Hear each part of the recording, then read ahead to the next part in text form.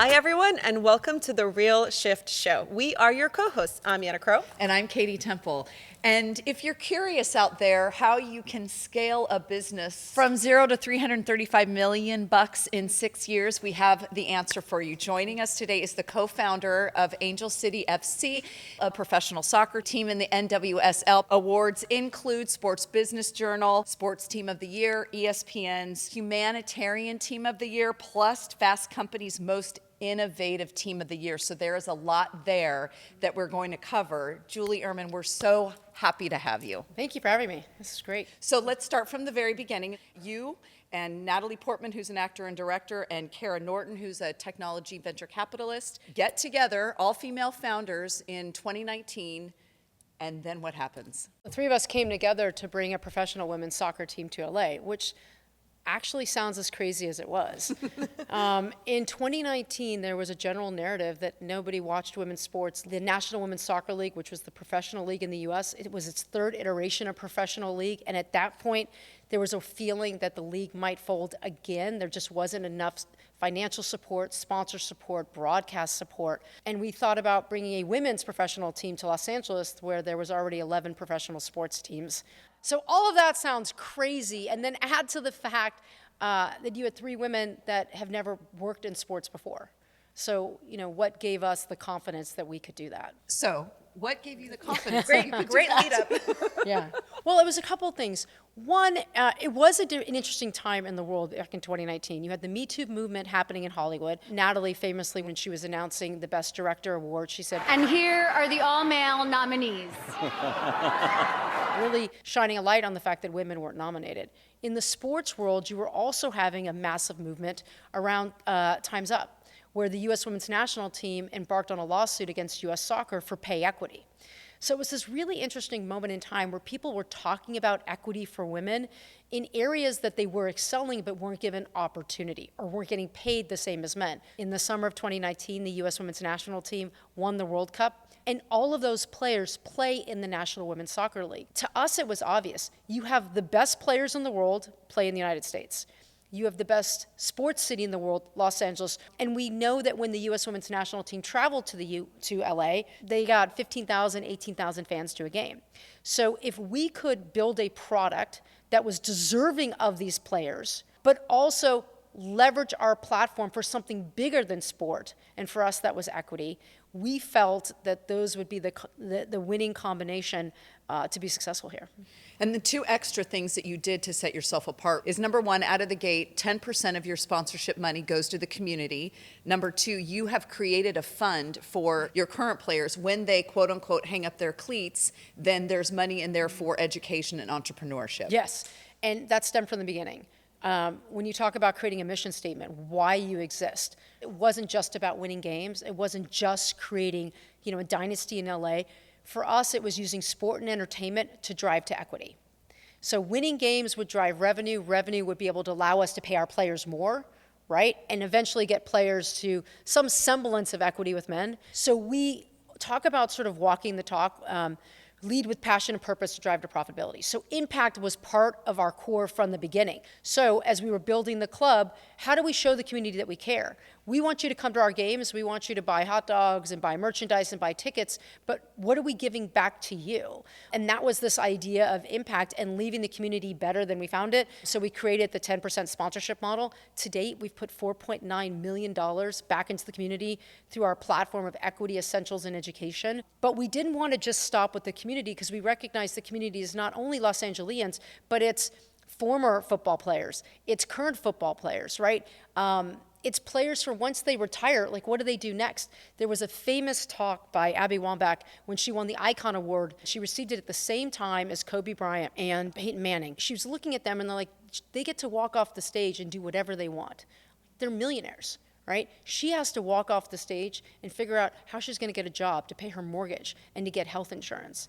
And that just feels so wrong when she's receiving the exact same award for changing the game as much as they did. So for us, it was, how do we do better? And so as part of our 10% program with a number of our partners, we created the Player 22 Fund. It was a grant system where we could help former players with their education or entrepreneurial efforts. We put $425,000 into that to date through programs of Angel City, selling merch, and with our sponsors, to really, again, leave the game better than how we found it. That is so powerful. And, you gave us some really good numbers, right? So you said less than 3% media coverage, is that correct? But then shifting that into giving away more than $4.9 million.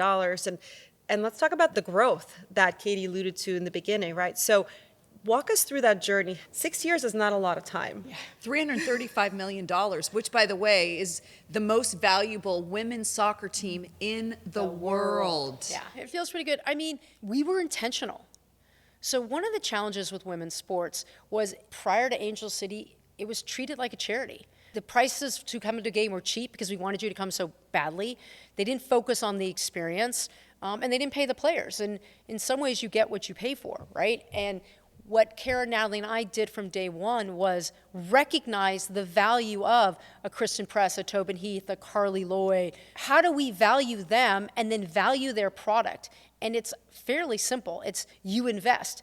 You invest in the players so they have the best facilities and staffing so that they can win on the pitch. You invest in the community, so whether you're winning or losing, they feel a sense of connection and belonging to Angel City and want to be a part of what it is we're building. You invest in the game day experience for the fans. We wanted a game day experience that was like a Lakers game or a Dodgers game. In fact, we talked about how we wanted to recreate the Showtime era of the 1980s Lakers, where you were going to game either to see Magic Johnson or to see who Jack Nicholson brought courtside, right? Same. And we have all the celebrities. We have Jennifer Gardner at games, and Glennon Doyle, and Abby Wambach, and Mia Hamm, and Julie Foudy. And so we wanted it to be a spectacle. We called our first game the greatest show on earth. And we were intentional about a price point for everybody, not cheap, not discounted, not value-based, not family-based, but a price point for everyone. You could come for $15, or you could pay, $10,000 and sit in a suite, right? But the experience would dictate the price point. And then we talked about an experience for everyone. Women's sports historically, we believe, suffered from the fact that they only catered to young girls, families, and then eventually girl dads. The audience for great sport is much greater. The audience for women's sports is much greater. So how do we think about the LGBTQ community? How do we think about individuals over 60? How do we think about the millennials? What do they want to experience when they come to a game? And then we made sure we had it so that we could bring all of Los Angeles. Because we are such a diverse community, we wanted that diversity at an Angel City match. Is there anything else that stands out for you that people building something from scratch, whether it's one person or a group of five, that you did that really moved the needle? The success was not a fait accompli. In fact, most people thought we would not be successful. When we were out raising money, we received over 100 no's. 100 no's. 100 no's. And for all of those reasons, the other reason we received no's, which is interesting, was they didn't understand if we were a charity or a sports team. And what we kept saying is, no, we're a platform. We're going to leverage our platform and our voice to drive to equity, using our team, using our community, using our players, and build ourselves as a global brand. Because if we're a global brand, we can generate the most attention and awareness, which ultimately, ideally generates the most revenue, which we can then give back into the community. And so we told our story everywhere, in sports, in pop culture, in venture, in technology, so that people knew that they could become a fan of Angel City, whether you like the football or not, but you could believe in our values and wanting to set higher expectations. And so after the 100th no, there was a moment in time that we were really nervous. And then Natalie said, why don't you talk to my friend Eva Longoria? She loves football. Maybe she'll love Angel City. So I get on the phone with Eva. I give my pitch. She says, I'm in. And I say, why? And she goes, what do you mean why? And I said, well, I've given this pitch 100 times and I've gotten 100 no's. What'd you hear? What is it? And she goes, I get it. You're using your platform to drive equity and you're using platform to win games. She goes, I'm a platform. I use my platform to promote my latest movie or television show, but also promote my social causes and what's important to me. And at the time, it was getting out the Latina vote. There was nothing wrong with our pitch. We were talking to the wrong people.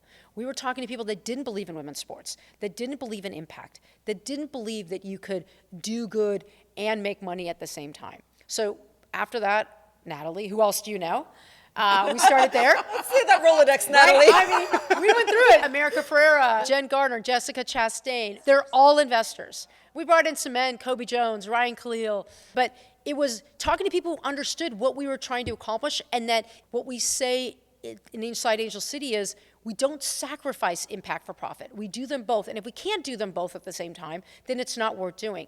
And the sponsorship model that you talked about is a great example. 40% of our revenue comes from sponsorship. And we said from day one that we're going to give 10% of it away. And when we announced it, I kid you not, we got presidents and CBOs from men's team calling us and saying, what are you doing? And we said, no, this is core to who we are. It's important for us to show up to our community. And actually what it did was it became a differentiator that at the end of the day has helped us generate more revenue than if we just did a traditional sponsorship. How surprised are you, if at all, that this trifecta of you and Natalie and Kara has been so successful? We really leveraged each other's strengths. It's hard when people come together. There's three of us, right? So there's an expectation that everybody carries a third of the work. And that's not reality. In fact, when you do that, you'll fail because we all have different strengths. We all work differently, and our impact is different. And so we were really thoughtful about like what our strengths were and how and when to use each other. It created a great partnership where we could trust each other, because if I'm only giving you what I know you're great at, I can focus on something else. And I think the part that's unique is that Natalie and I didn't know each other, and Kara and I had a massive like mutual respect for each other, but never actually worked together. The three of us coming together without a history of working together was interesting, but aligning right away on that mission, using sport and entertainment to drive equity. As long as we did that each time, then, we continued to build trust. People always talk about our cap table, right? I mentioned a couple of their names. We have 100 investors. And how do you manage them? I'm like, it was easy because they came for the right reasons. And because so many of them were public figures, it was really important to me that we never did anything to hurt their brand, because they didn't know me. They didn't know if we were going to be successful. They just thought this was cool and they would hope, right? So I think we took that really seriously.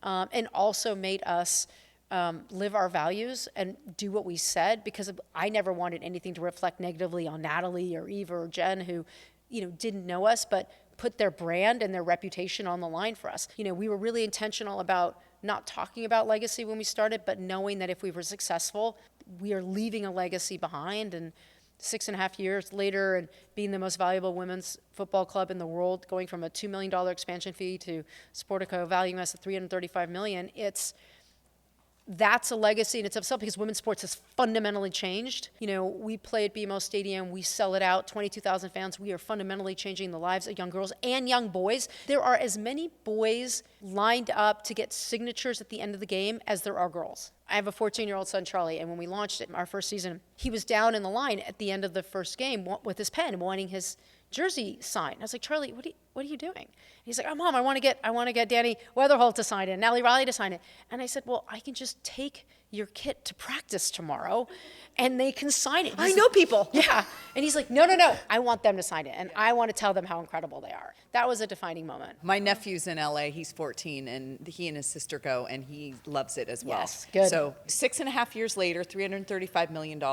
What belief have you had to change in order to adjust to the growth?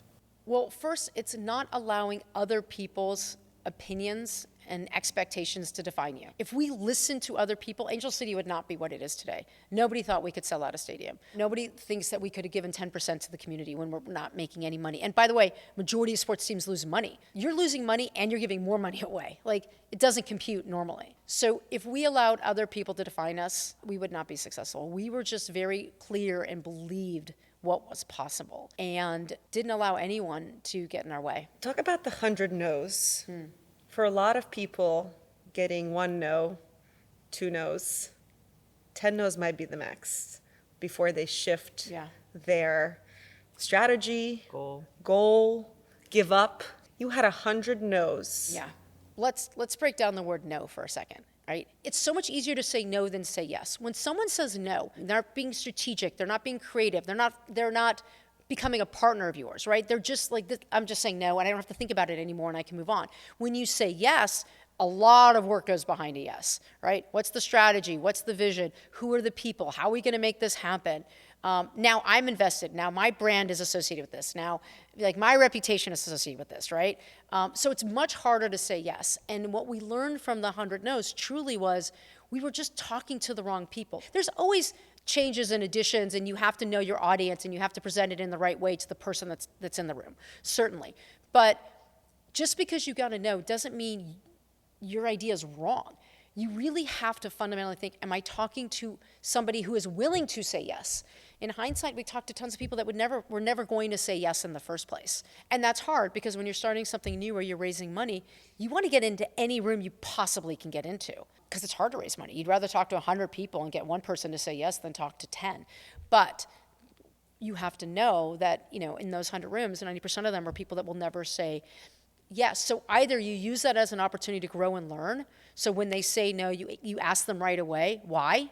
So you can see if there is an opportunity to adjust, but then also try not to internalize the no, try to internalize what you've learned because they were never the right person in the first place. You are taking on a new role. So you're the co-founder of the team, former CEO, Yes. no longer the CEO. As of like 24 hours ago. So what caused that decision? What's going through your mind? That's a big deal. This is your baby. It's always hard to think about like what you're truly, truly good at and what you love. I'm a founder and I'm a builder. And what we built in Angel City over the last 6 years is awe-inspiring and truly game-changing. Last year, we did a controlled transaction sale to Willow Bay and Bob Iger, the former CEO of Disney, and spent the last year getting them up to speed and helping them understand what Angel City means and how to build it. And they are incredible leaders, and the club is in a great place. And I felt it was time for me to go so I could go build something else. I love the day-to-day in the building phase. The day-to-day in the operating phase is there are better people at that than me.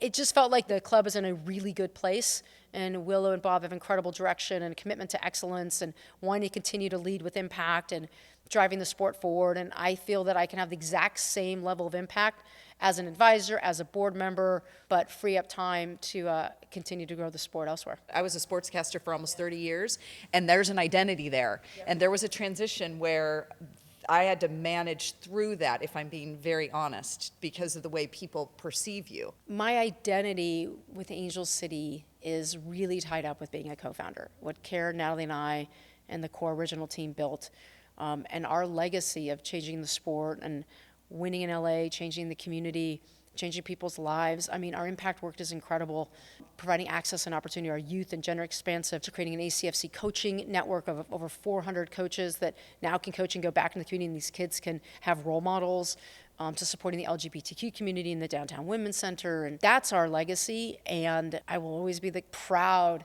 co-founder of Angel City with Natalie Portman and Karen Nortman. The funny part was there was no secret sauce. We just did the right thing, which in our industry was never done. Invest in the players, invest in the community, invest in the product, invest in sport storytelling, and build the product the way that two-time U.S. women's national team players deserve. I want to touch on something you said earlier about understanding your strengths. The concept of our show, The Real Shift, is creating change, transformative growth based on different variations of shifts, whether it's physical shifts or mindset shifts. So if you were to put yourself in the shoes of someone watching this show, what are some of the things that you've done or can recommend to really truly understand your own strengths? I'd start by asking others, what do they see as your strengths, right? Because we are so critical of ourselves. Yeah, no. Right? And women in particular are so critical. I mean, the fact that I can say without hesitation, Angel City changed women's sports forever. It did. But it's hard for us to take compliments. It's hard for us women to compliment ourselves. And so I'd start by asking others and really being open to hearing it, right? Because again, we are so critical. Great. Lightning round. Lightning round. Advice to your younger self. Don't be afraid to move slowly. Don't be afraid to pay your dues because careers are so long. Just don't be in so much of a rush. Love it. I do love that. Okay, looking ahead, is there anything that you're really, really curious about, whether it's personally or professionally? Now that you have some time. Right. I mean, the question is, can I sit with this time? Maybe that's what I want to learn, if I can be patient and slow down. I've been so fortunate to be in rooms with such incredible women and people, and I'd love to be able to find time to spend more time with them. What do you know for sure? That Angel City is going to win a championship very, very soon. That women's sports isn't a moment. It's a movement. What advice do you have for people who are just not sure if they can overcome all that noise from other people, other people's opinions? I mean, I would say two things. I mean, one is on the can. Don't limit yourself. Like, you can do so much more than you think you can, right? If you work out, you'll hear trainers say pain is temporary. And I would say the second thing is ideas are a dime a dozen. It's all about the execution. If you believe in yourself, you're going to be successful. If you really believe in yourself, others will believe in you too. Can we talk to you in a year and see what you're doing? Yes. I mean, I I'd know love you're to know still what I'm going to doing be. in a year. Hopefully sitting on your hands. I think that's a highly unlikely. Well, you've got a wedding to look forward to, Yes. so congratulations on that. I'm very excited. Although finding a wedding dress seems harder than launching Angel City, but you know. Yeah, no, I'd love to come back. Thank you. It's been a pleasure. Yes. Thank you so much. Well, everyone who tuned in to this episode, thank you so much. Share with us what your takeaway is from this conversation. Feel free to comment or DM us on our channels. Yep, we would love to hear what you thought of what Julie said. There was a lot of great business advice there, a lot of great self-advice there, and we'd love to hear what stood out for you. And in the meantime, Until we meet again, keep making real shifts happen.